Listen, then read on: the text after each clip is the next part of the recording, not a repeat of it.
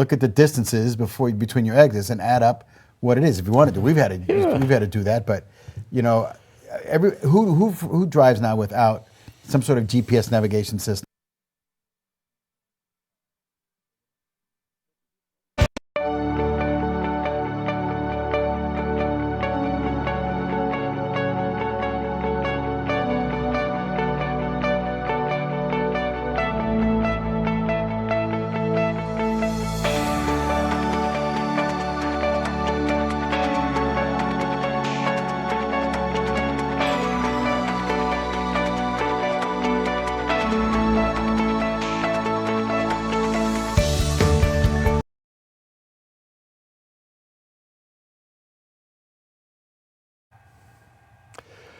Good evening. This is the People's View for December 5th, 2019.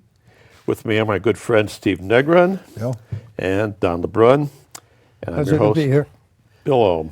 We're all former state reps. Steve is looking to become a representative in Congress. And we wish you well for that endeavor, Steve.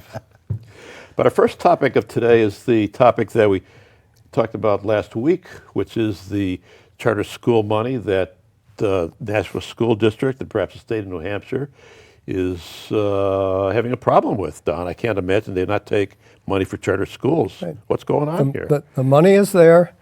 The Democratic majority voted to table the issue, not to take the money, to table the issue.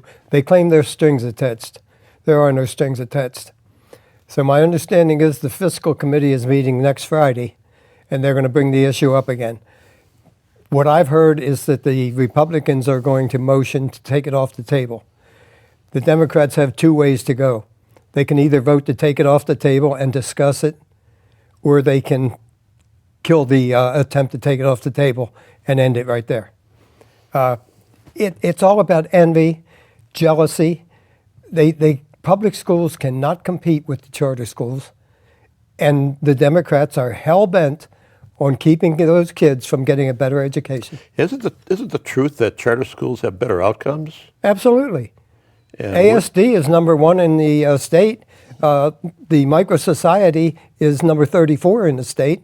The closest thing we have is, as far as your regular public schools, is 84th. Yeah. They're 50 behind the Micro Society. And isn't it also true that in states that have a large number of charter schools, that the public school results have improved because they have to be more competitive? Because they have to compete. As it is now, there is no competition. Right. I mean, I used to run a business, and I hated my competition because I made me work my butt off. That's exactly right. Sharpen right. your pencil and do things and be more efficient, find those things that were waste. That's called capitalism. Right. Yes. Right. Market choice, parental control, all the good things that you think the public would want, but do the public officials want? It's all about the unions. It's all about the unions. The Democrats, there's a lot of them are very intelligent people. But when it comes to voting on issues, they're told how to vote. They vote in lockstep with the party. They don't think for themselves. And that's an absolute fact. Well, Steve, you're a congressional candidate. What's going on in D.C. about this kind of stuff? We see this, what's happening in our state, as a small microcosm of what's happening at the federal level. Everybody is singing from one sheet of music. They're told what note to sing, when to sing, how to sing it, and so there's no original thought. But back to Don's point, it'd be interesting to find out these people that are voting against this or tabling it, as you will. Have they reached out to parents, right? I mean, we sometimes forget that the parent has the biggest interest in a child's development, not the school, not the teachers, not the union, but the parents. And what you'll see sometimes is, I believe that the school, and I've seen, instances where a superintendent says, we know better what's for your child than you do. And I don't know where this country ever went to a point where my responsibility as a parent, I raised 3 children, well, my wife and I did, that it was our responsibility to make sure that our children got the education that was best for them, and not let an entity dictate to a parent what it is. So, and we had we had kids in private school, we had kids in parochial school, we had kids in public school. So my wife and I saw the entire gamut, right? What I found out is that those people that have a vested interest in their child's education, and it's a collaborative effort between the child, because the child has a responsibility in this as well. Absolutely. Right? The parent, and then the school. It isn't one over the other. And anytime somebody starts dictating to a parent about school choice or where they can and can't go, I think they're going down a slippery slope. Yeah, the whole thing about parental control is another related topic that came up in the papers this week. There's an editorial in the Union Leader about national school privacy, and the subhead is Parents in the Dark on Gender Changes. And apparently, from what I read in this situation, is that the school board, the National School Board, feels that a minor's transgender and nonconforming status is an individual privacy right to be protected, and the parents are not to be informed of such a decision by their child in the school. I'm not going to get into the transgender issue. That's a separate issue. But when it comes to raising a child, as long as there is no abuse of any kind with that child, which is a different issue, Right. the parent has the right to know every single thing that that child is involved in, what their thoughts are, how to teach them their values, Right. etc. It's all about the parents. Right. So I see this as one more aspect of the approach of the state trying to take away the children Sure. from their parents. It's just Absolutely. chipping away at these little pieces of it. And they may want to focus, but not to interrupt you, they want to focus it on this transgender issue. But look, these children are not emancipated, right? They're not on their own. Yeah. That's right. They are not until they're 18, right? And so to be able to let a child dictate to a parent or let a system dictate to a parent goes back to my previous discussion. No way, no how is that going to happen on my watch, right? It doesn't happen that way. And so it's not, these people, we bring these kids home. They're our children. We raised them. We birthed them. We haven't given up our authority to do any of that. So, when it comes to teaching a child, you better have a parent involved, right? And as I used to tell my children, look, I'm a taxpayer. Like it or not, they work for you. A teacher works for the student. A teacher works for the parent. Nobody else is paying their salary but me, the taxpayer. And I tell you what, I'm going to hold them accountable. So don't you dare think that you can go off on your own and start dictating to me when you actually be holding me because I'm the taxpayer and I'm paying your salary. Right. Yeah. Do you want your child to go to a total stranger and talk to them about whatever the issue is that they're having rather than coming to you? Absolutely. And then you're not allowed to tell the parent that you had that conversation. Yeah. Absolutely not. Absolutely not. Yeah, that's the slippery slope of trying to indoctrinate kids outside of their parents' That's right. supervision. You bet. You bet. And we see the net result of it. We see the net result of parents not being involved in the rearing of their children. Now, look, I'm not going to say it for all parents. Some parents abdicate their responsibility. And it's an 8-hour babysitting class. Go. Right? So there are parents that have to have, and be held accountable. But for the most part, the majority of the parents out there, they want the best education for their child, right? They want the best nurturing environment for their child, and it's a collaborative effort, right? And when you excise a parent from that day-to-day function of that child, I think you're doing a disservice. And we see what's happening in the net result in some of these situations we see in the world today. Yeah. Sorry, that's a passionate topic of mine. Hey, mine also. Absolutely. But the parent also wants the mentality of the child, the mental status of the child to be stable. Absolutely. And it can't be stable if there are secrets between Correct. individuals. That's right. Yeah, you ought to be able to confide in your parents. Absolutely. Right. I mean, at the Somebody end of who the day, really loves you and really is concerned about you and is not going to manipulate you. Right. Who Right. better to take your issues to than your own parents? that's right. Right. This teacher, and I don't want to denigrate teachers because my sister-in-law's been a teacher for 30 years. They're phenomenal people, and I believe at heart, they want to do the right thing. But sometimes, to your point, Don, they get told what to do. Right. That teacher has my child for 1 year. I have my child for their entire life. That's right. So I should have that kind of rights, and I still should have those rights to be the one that's determining how my child is being taught. Absolutely. And in fairness to the teachers, and many times they're dealing with kids that have a drug issue at home. Sure. One of their parents is missing, another one might be on drugs. So they really are needing some guidance, and the Correct. teacher has to step up and be a second parent or a missing parent in Right. those kind of cases. But that's a different issue. And that's a different Right. issue. I mean, So we you all do- had teachers in high school that we looked to, that one teacher that you would go to, Oh, right, as a absolutely. mentor, if you will. But to restrict what the teacher can say back to the parent, Right. Little Johnny or little Susie here is saying stuff that disturbs me, Mom and Dad. So why don't we just sit down and talk a little bit about Right. it? And you can't do that? Absolutely. I mean, that's crazy. Right. It is. Absolutely. I mean, you take one leg off of a three-legged stool and it's gone. Yeah. That's right. Right. Let's talk a little bit about some other hot air stuff that has come in the news lately. The front page of the Telegraph had a issue on water quality. It says New Hampshire judge blocks new PFAS limits, stuff in the air and water that we know is not good for you, but it seems to be going to extremes with some of the regulations coming out of the state of New Hampshire. So I warn you guys, I want you to do a little experiment with me. Sure. So we're all going to take a deep breath. Oh, I know that guy. So what's the point of all that? Well, would you believe, and this is true, would you believe that there's a 50-50 chance in that breath that we each took, 50-50 chance that we inhaled at least one molecule from the last dying breath of Julius Caesar? Could there be one in there from Cleopatra? That would be a more interesting molecule.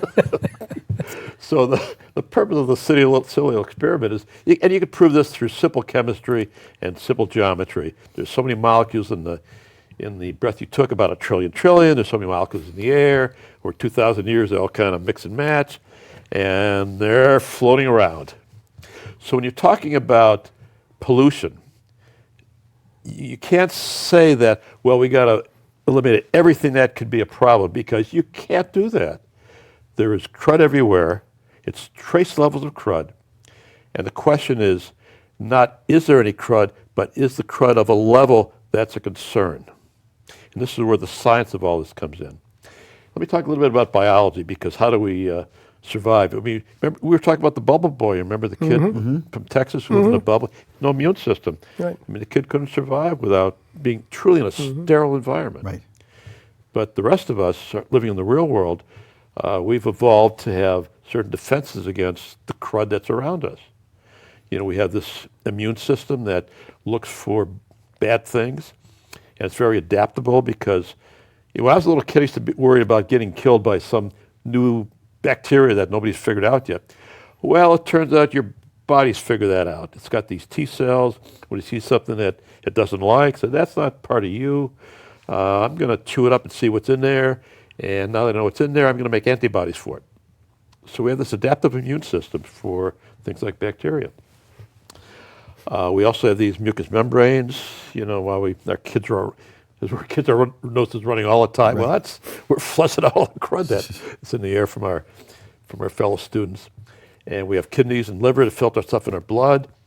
In our head, those of us who got some brains left, we have this blood-brain barrier. Now, it's not for bad thoughts.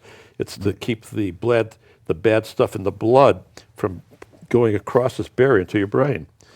So simple molecules like alcohol can pass through, but complex molecules that are, typically bad for you or could be bad for you never get into the brain. They make it through your digestive system, through your liver and your kidneys, and get flushed out. So your body's evolved over time to be protective of small levels of crud. So now the question is on these standards are these levels of crud approaching the point where our bodies can't protect themselves from this? And that's where science comes in. So on these PFAS variations, there's a concern that, and I think we all agree that none of this is good for you. It's not good for you. But the question is it of a high enough level to be bad for you? Is there one molecule in that breath which is going to have no effect on us? Or is there some accumulating effect that could be a problem? So the purpose of science, and particularly the epidemiology of science, is to say, well, bad things happen to people for reasons that are unpredictable. And so what you're looking for in any kind of pathology, any kind of disease, any kind of incidence, is do you see something that sticks out of the background? Is there some area in New Hampshire that's contaminated, and all of a sudden we see some diseases that are coming out of this? That's red hot information. But if you don't have anything that sticks out of the background, then you got to be a little more suspect about whether this particular concern is high enough to merit some mitigation. So let's talk about these perfluorochemicals. Typically, the concentration of some of these chemicals is measured in parts per billion. You've got so many parts per billion of this, like parts per billion of lead in the water, parts per billion of sulfur in the air. But this stuff is not measured in parts per billion. It's so small, it's measured in parts per trillion. So when you see the numbers we're talking about, it's really 1,000 times smaller than the numbers you're hearing about for other pollutants. So the current standards for these pollutants are around 0.4 parts per billion, or 400 parts per trillion. And in New Hampshire, we've knocked that down to be safe. To be safe, we've knocked that down to a much lower level of 700 parts per trillion. And that's the lowest of any state in the country. And we don't seem to have any unusual problems at this level. But there's a bill that was passed and some regulations that were passed by the environmental folks that wanted to knock it down from 70 to 34, and then eventually through a administrative change without having a public hearing down to 12. Now, there's no evidence whatsoever that these trace levels of crud, this type of crud, has any effect on your health. There's no evidence. At high levels, yes, it does.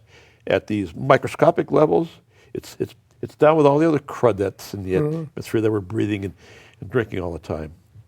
So the case went to court, and the water districts are facing $100 million of mitigation expense to reduce this level from 70 down to 12. And they're saying, wait a minute, $100 million? Is that the best use of our money? Isn't there something better we could do with that money instead of taking this non-proven problem and knock it down to a level that's way below what science says it has to be? So that's my concern. But you can make numbers acceptable or unacceptable. You can keep changing numbers to state whatever you want. It's just like a political poll. You can ask questions in such a way that you'll get the answers you want. Right. Yeah. Well, it's the same thing with anything. It's all about the numbers. Yeah. Sometimes they say, well, we want this to be undetectable. Well, you get really good instruments. You can detect just about anything. So it's never a good answer to say it's undetectable. So now the numbers are, like 1,000 times below what the previous standard was, without any, or 100 times or 10 times, without any discussion as to whether that's scientifically based. I mean, it just bothers me that we have a huge amount of problems to solve in New Hampshire, health problems done. You run H&H Health and Human Services. We have many more problems than we have funds to deal with these problems. Absolutely. Do you want to take $100 million out of that pie on a problem that appears to be non-existent? Absolutely not, because I think it's a much more basic problem. I think today's society, from the time a baby is born, everything is about, we have to be as sterile as possible. Years ago, the reason that kids didn't get affected by these things was because they were allowed to go out and play in a mud puddle. That builds up the immune system. Very true. As it is now with the push on sterility, the immune system never gets a chance to do that. In fact, the only time you're truly sterile is when you're in the womb. Once the water breaks, Right. You get your first dose of bacteria being born. And First you need breath of that. air. You can't digest food until you have some of that bacteria in you. Another experiment. I'm going to stand up. I weigh about 180 pounds. You need to go on a diet. If I could lose all the bacteria in my body, I'd be down 10 pounds. We're carrying around 10 pounds of non-human DNA in our body, mainly through bacteria. That helps keep us alive, helps us digest food. It's, I have to take your word for that. I'm not sure. it might be 4 pounds, but it's somewhere in that area. There's stuff in us. There is stuff in us. Or is it the weight that I was claiming to be? No. So, Bill, back to your question. Yeah. Have there been situations where somebody's identified like there's clusters of areas. Not the thing about, I think it was Cobain or the water treatment where they were just dumping Yeah. a Yeah. bunch Saint of stuff. Cobain, Saint yeah. Cobain. Yeah. Not talking about that, but in a broader area, have they definitively found that there's clusters of some things that's a result of these PFASs or PFOAs or any of that stuff? And so why the draconian move from 70 to 12, I guess is...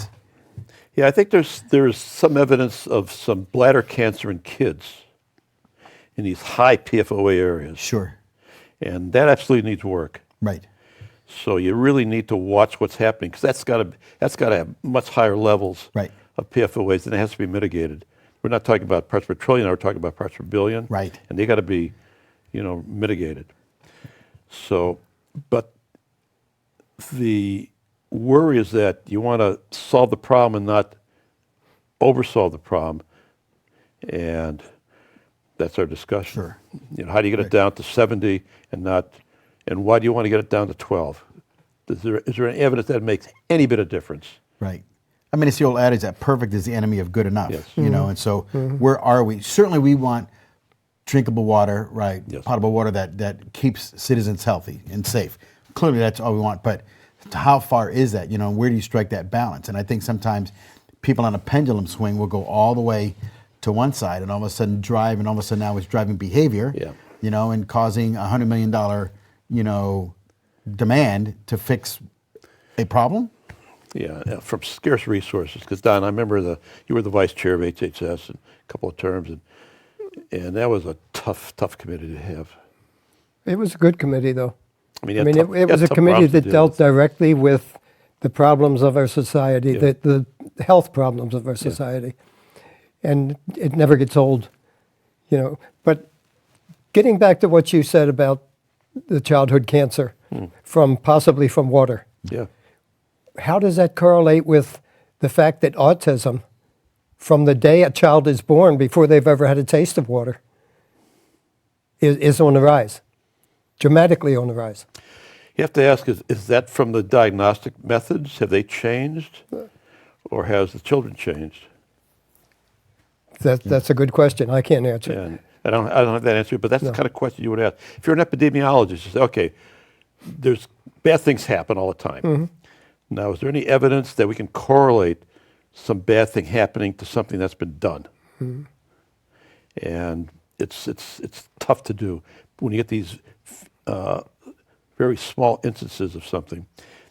We used to have big instances of problems with lead back in the day, in the 70s with leaded gas. You'd have 20... Leaded gas, leaded paint. Yeah, right, lead paint, yeah. You'd have, the typical blood lead level is about 20 micrograms per deciliter. Now it's down to 0.2. We've really done a great job in the environment through eliminating the lead in the environment through gasoline and the paint remediation. But even with lead now, there's some concern because at this level of, once you get down to about 2 or 3 micrograms, any toxicology effects disappear. It's certainly not good for you, but it's no longer bad for you. It's in part of that dirt that we all play around in. And, it's there, but it doesn't affect you. So there's always the push to, let's get all the lead out of drinking water. Well, it sounds good. That's just one source. Yeah. I mean, there's other sources that are For autism. much more problematic than in water or paint or in gasoline. You can look at gun ranges. There's a huge lead problem in gun ranges. But the gun ranges know how to handle the problem. Right. But there's so many sources of lead. Yeah. So many sources of asbestos. Yeah, and We've never gotten asbestos out of out of the atmosphere. Well, talk about the atmospheric testing with the atomic bombs in the 1950s. Yep. You have strontium 90. It's got a 30-year half-life. We've still got 1/4 of that lying on the ground. 60 years later. I saw a documentary last night about how many times the radiation from Chernobyl has gone around the world. Yeah, how many molecules did we just inhale from that? Absolutely. Right. That explains a lot. Sure.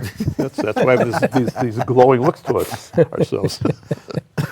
Well, on a lighter note, we had this numbering controversy now about our highways in New Hampshire and how Big Brother seems to not like our numbering system for our highways. So we've got, when people ask me where I live in Nashua, it's exit 1, Right. We refer to our dwelling, our neighborhoods, as the exit numbers on the highway. But now the feds want to change those numbers to something else, to be actual mile numbers and not the traditional numbers that we use to identify ourselves. You've got mile markers. We do. Yeah, every tenth of a mile, you've got right. a mile marker. Yeah. Right. They're actually put in stone. Yes, you know. absolutely. So what do you think about the feds requiring us to change our signs on the highways, saying exit 1 Spitbrook Road, exit 4. Do we say Hollis- exit 10 now defunct, exit 11 now defunct, exit 12 now defunct? Yeah. Yeah. It just strikes me as silliness. What do you think? I just Steve? don't understand why the government has to reach down into a state and mandate something. It's our roads, right? It's our exits. It's our state. Let us determine. It's just like people in New Jersey, right? If somebody says they're in New Jersey, the first question is, what exit off the turnpike? Right? Because Yeah. you go to Jersey and a turnpike, exit 1 to exit 2 may be 20 miles, right? It isn't like 1 to 2 here in New Hampshire or 3. So I'm just a proponent of get the government out of our business. Let the state be the state. We know best, right? And so I applaud Governor Sununu. He says he's an exit 3 kid from Salem, right? Yep. We know where that is. We do know where that is, absolutely. What did the government do with cannabis? They said, let the states handle it. Right. There's Yeah. a federal No, law says it's illegal. Let the states handle it. Yeah, So let the states handle the roads. that's right. I just think it's, and we were talking earlier before we went on air, everybody uses some sort of mechanical GPS receiver, whether it's your phone Right. or it's a Garmin. It tells you where you're at. It would be nice to get a perspective of some of the guys that do this for a living, the on-the-road, over-the-road guys. Is that really going to make a difference for you? So I just think it's silly. They think it's helping us. I haven't been able to see what the value of that is. Something goes to the point of, this is who we are, right? Well, they're from the government, and they're here to help, right? Oh, yeah, yeah. Oh, yeah. Yeah, that's, Yeah, that- what's the 2 biggest lies? We're here to help, and we're glad you're I here. wish they wouldn't help so much. Yeah, Governor Sununu points out that I think we're the state that puts the most amount of highway and gets the smallest percentage back of the highway funds. Right. Right. So So that's why you need good congressional people down there to fight for the state. Oh, that's a different topic. and I for know a good different day. candidate, Steve. That's another reason why the government wants to give us $46 million for charter schools, that we should take it. Yeah, that's right. Yeah. Right. All right, so that wraps up our show for today. Hope you come and see us next time. This is The People's View. I'm your host, Bill Ohm. Take care. Good job.